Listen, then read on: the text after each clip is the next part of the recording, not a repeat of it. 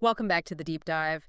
This is where we crack open fascinating sources and really distill the essential knowledge for you. Great to be diving in. So today, we're exploring a truly, I think, revolutionary philosophy. It could completely shift how we understand the very fabric of our societies. It's called interrealism. That's right. And this isn't about, redefining borders or political parties. It's about seeing the state itself as a living, breathing, interconnected organism. Mm. Get ready to challenge some, well, deeply ingrained assumptions about what makes a nation tick. Yeah, definitely. Traditionally, we've looked at the state as something static, Yeah. right? A collection of institutions, laws, geographical boundaries. The usual things. Exactly. But interrealism invites us into a much more dynamic perspective. Mhm. To put it concisely, it suggests the state isn't just a political or legal thing. Okay. It's more like a living, evolving organism. Right. And it's shaped by the energetic interplay of various interdependent dimensions. Dimensions, like what? Well, everything from our individual thoughts and our cultural narratives all the way up to, well, the cosmos itself. Wow, okay. Big picture. It really is. It's a philosophy for the 21st century, Yeah. deeply focused on the profound interconnectedness of, well, everything, all aspects of reality. That's a powerful distinction. So it's not just a set of rules, but a continuous sort of unfolding process. Precisely. And our sources go even further. They suggest the state is an energy field. Now, that sounds pretty abstract for something we usually think of as concrete, like a government building or a constitution. How should we interpret that? Yeah, energy field can sound a bit out there. Think of it less like a, mystical force Right. and more like the combined dynamic psychological and social atmosphere, Yeah. or maybe vibration of a nation. Ah, okay. Like a collective mood. Sort of, yeah. It's a complex living system. Right. Collective thoughts, emotions, intentions. They all combine to give the state its unique character. And it's constantly changing. Constantly. Created and shaped by the continuous interaction of several crucial fields. It's a dynamic organism, always in motion, within this vast network of relationships, not just static rules or buildings. Okay, so it's about understanding the invisible forces, the dynamics that animate the visible structures. You got it. And these aren't just abstract ideas, are they?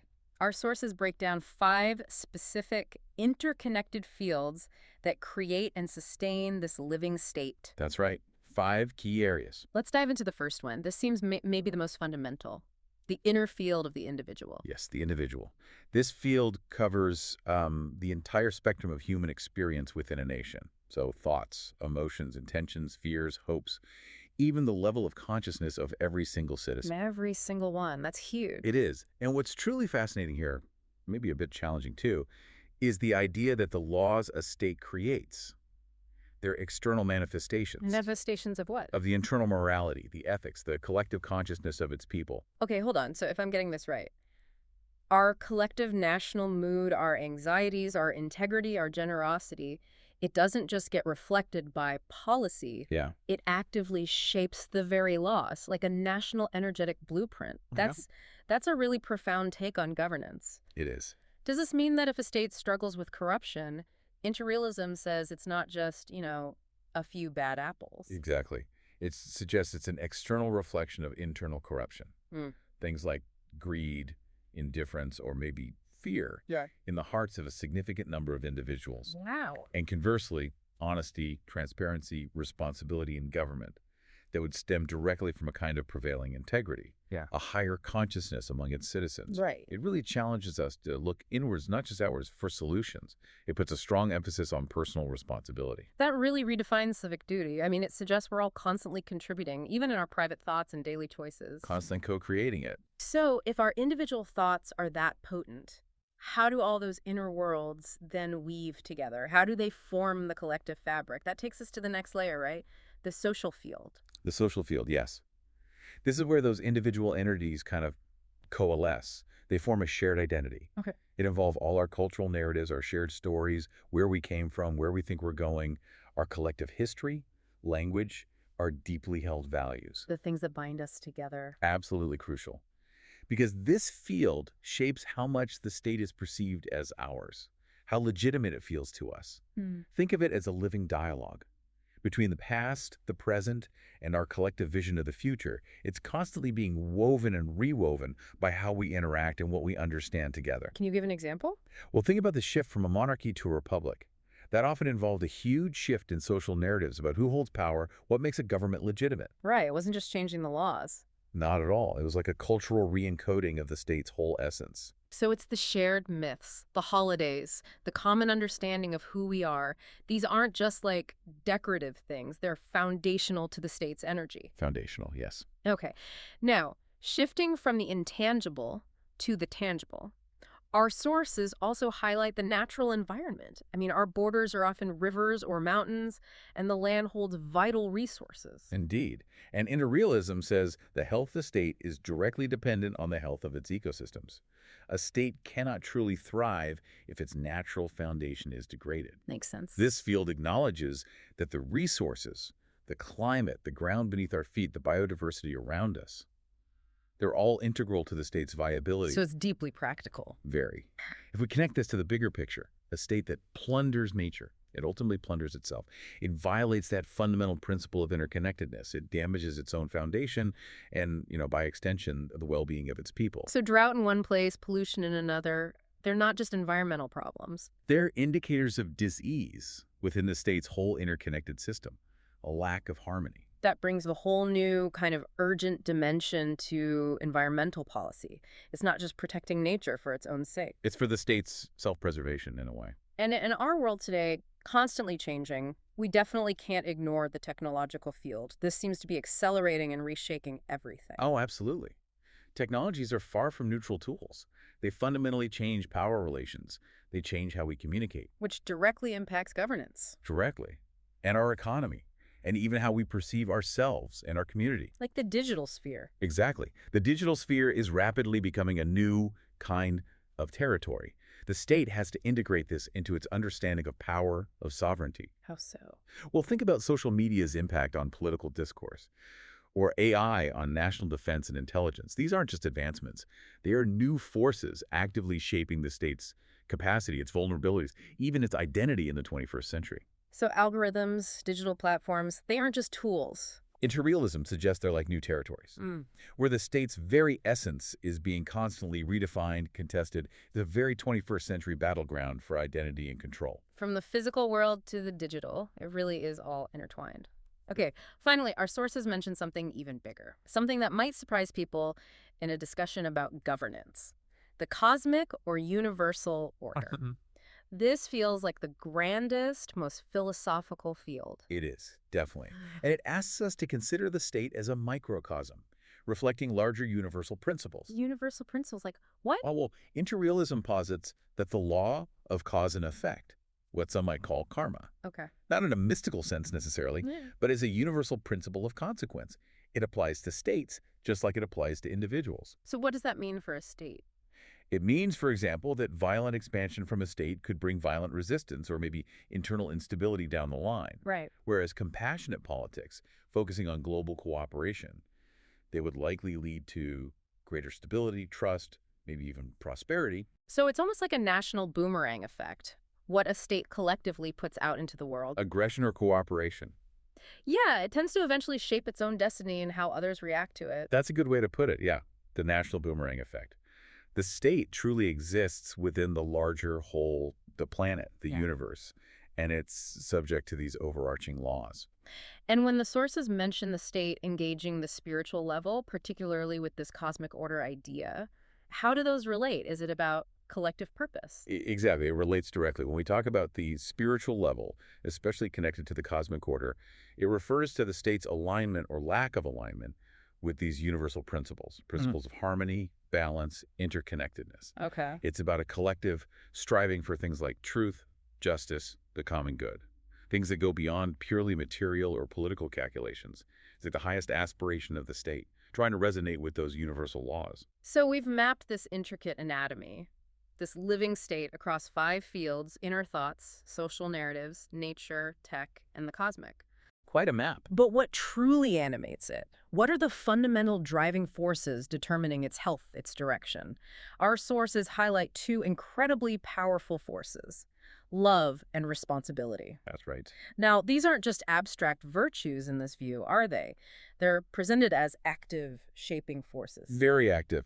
The meaning of the state, according to interrealism, isn't found in, dry legal documents. It's found in the present moment, in the daily choices made by citizens and representatives. Every action we take, even the seemingly small ones, creates an echo, a ripple throughout this entire system, constantly shaping its reality. It's a continuous creation process. Let's talk about love first. Hmm. When interrealism speaks of love as a driving force for the state, that's a very striking concept. How does that actually work in governance? Beyond just sentiment, how does it shape policy? Yeah, it's not just sentimentality at all, it's far more profound. Love here is seen as an active, animating force. Respect for life, respect for others, respect for truth. Okay, and in politics. In a political context, it shows up as compassionate public administration. It means creating laws that genuinely protect the most vulnerable instead of pushing them to the margins, really seeing them as integral parts of the whole. So it's about inclusion. Deep inclusion, yes. Yeah. It also means perceiving taxpayers not just as a source of finance. Which happens a lot. It does. Yeah.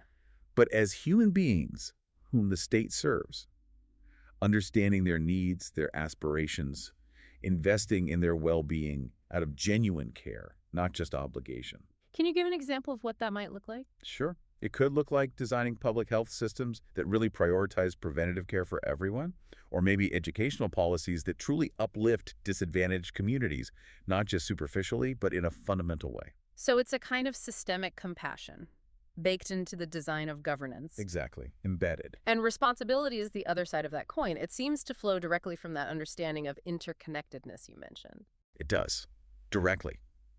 Responsibility is that profound realization that your choices, what you buy, who you vote for, how you talk about politicians, whether you sort your waste, All those daily things? they affect everyone. They ripple through all those interconnected fields we discuss. It's the understanding that there's no outside to the state. We're all intrinsically part of it. We're all in the system. Right. So the responsibility of government, then, is to serve this interconnected whole. Not just one faction, not just the economy, but the whole web. That's a huge ask, though, especially when it feels like so many problems are just beyond individual control. It is a huge ask. But our sources suggest that crises themselves are part of this teaching process. How so? Crises as teachers. Absolutely. From this perspective, crises and pain, whether they're economic, social, environmental, they aren't enemies to just suppress or ignore. They're wise teachers. Okay. They show us collectively where we've stopped living in harmony with those principles of interconnectedness. Give me an example. Okay, the ecological crisis. It teaches us about our separation from nature, the consequences of exploitation. Social inequality teaches us about our separation from each other, the breakdown of community responsibility. Economic downturns. Might reveal a lack of love or responsibility in our financial systems. They're signals, really, for collective introspection and change, urging us to reevaluate our choices and realign with these fundamental driving forces of love and responsibility. This all sounds very philosophical, and it definitely shifts the blame game you often see in politics. It does. But how does interrealism actually manifest in practice? How do we take these big ideas and apply them to our lives beyond just thinking about them? Well, the philosophy manifests by suggesting we change the world primarily through changing ourselves and our relationships. It's really about empowering the individual, recognizing their inherent power and shaping this dynamic state. So it shifts the focus. Yeah, from external demands or blaming outwards to internal transformation and conscious action. Okay, give us an example for a citizen. How does an ordinary person embody interrealism day to day? Right, so instead of passively complaining about the evil state or feeling totally powerless, Which is easy to do. very easy, a citizen starts to realize their own profound power and responsibility. Your thoughts and words about the public space, they're not just opinions floating away. They are part of its energetic creation. When you go to the polls, you're not just, say, choosing the lesser evil. You're actively participating in shaping the collective energy of the state with your intention, your hope, your vision. And everyday actions. Through your everyday behavior, being considerate to your neighbors, actively supporting local farmers. That connects you with nature and the community. Conscious consumption that connects you with the global economy, maybe demanding ethical practices. Right. Through all this, you are shaping the state from the bottom up, through your actions and your consciousness. Every choice becomes a kind of vote for the kind of state you want to live in. That's a really powerful shift in perspective, moving from being a passive observer to an active co-creator. It reframes everyday actions as, like, acts of state building. In a sense, yes. Okay, what about someone in a position of authority? a civil servant, a politician. How does interrealism guide their decisions? Well, they wouldn't seek only, say, technocratic solutions that ignore the human or ecological dimension. Seeing the bigger picture. Exactly. They'd understand that their intentions, their inner attitudes, they were as much a part of the solution as any policy paper or budget allocation. Intentions matter. Deeply. They would make decisions with an acute awareness of the ripple effect on society, on nature, on future generations. Friend dialogue. They'd engage in dialogue not from a position of power, trying to win arguments, but from a position of service, genuine listening, a real effort to understand the complexity of these interconnected systems. So less us versus them. Much less. Instead of that us versus them mentality and policy debates, they'd seek us together, fostering genuine collaboration, finding solutions that serve the whole. And our sources even gave a great example of this, didn't they? A community project that embodies these principles really brings it all home. Yes, that park example is perfect. Imagine a group of citizens deciding to restore a forgotten city park. Okay. Now, this isn't just physical labor, right? They physically clean and plant acting on the material level, Sure. but they also build relationships between neighbors. They foster shared purpose. That addresses the social level. Right, community building. They care for the ecosystem, connecting with the natural level, promoting ecological health. They might use social networks for coordination that touches the technological level. All the fields connecting. Exactly. Yeah. And crucially, they create a place of beauty and peace, something that elevates the consciousness and spirit of everyone who visits, that engages that deeper spiritual level we talked about earlier. So that small act. That small act of love and responsibility for the place where they live, it's a direct living application of interrealism. It's a real creation of the state in its most viable, interconnected form. It shows how the state is literally made by us every single day through these conscious choices. Wow. What a profound deep dive.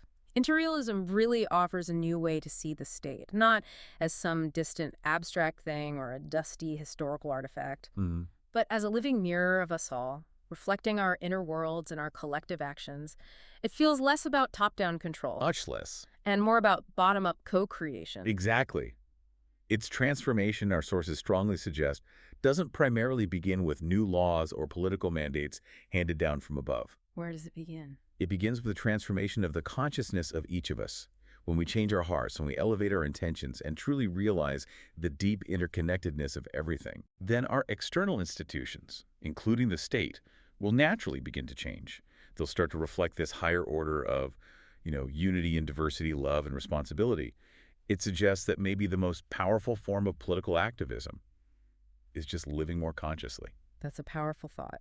So, as you go about your day, maybe consider this. How might viewing your own local community, even your daily choices, through the lens of these 5 interconnected fields? Inner thoughts, social interactions, nature, technology, universal principles. How might seeing through that lens change your actions and perceptions? Does it make you see your own power and responsibility differently? It's definitely something powerful to ponder as you reflect on this deep dive into interrealism.